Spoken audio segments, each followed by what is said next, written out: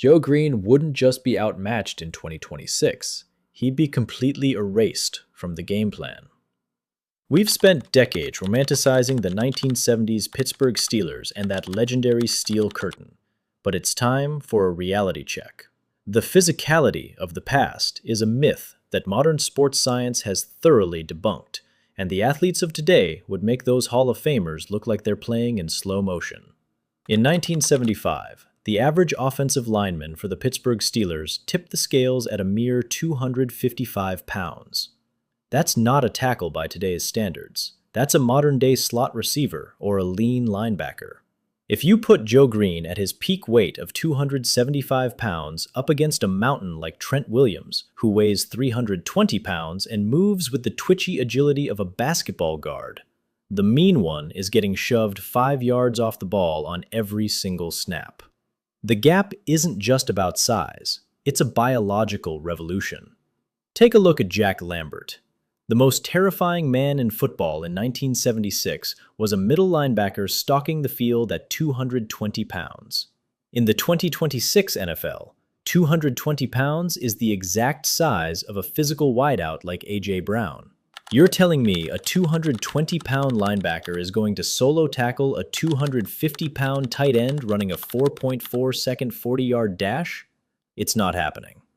The steel curtain thrived on a style of play that is now biologically obsolete. Back then, you could win with grit and a high pain tolerance. Today, players are literal human experiments, optimized with AI-driven recovery and nutrition protocols that make 1970s training look like a high school gym class. And let's talk about the violence that old-school fans miss so much. The steel curtain succeeded because they were allowed to headhunt.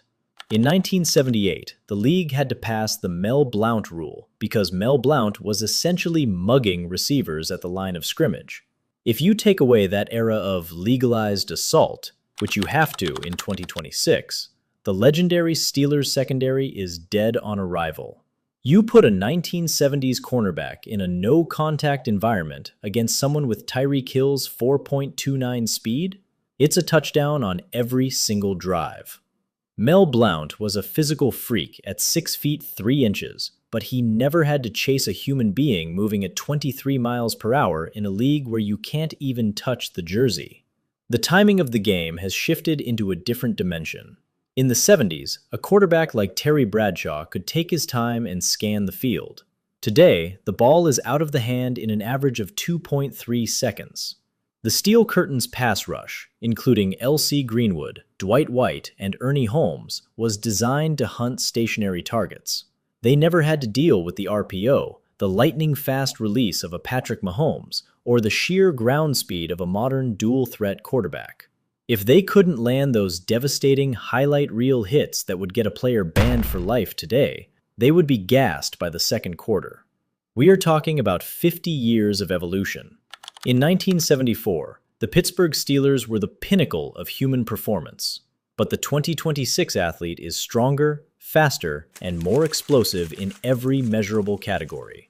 We have edge rushers today like TJ Watt, who are 250 pounds of pure explosive muscle, out-sprinting the running backs of the Steel Curtain era.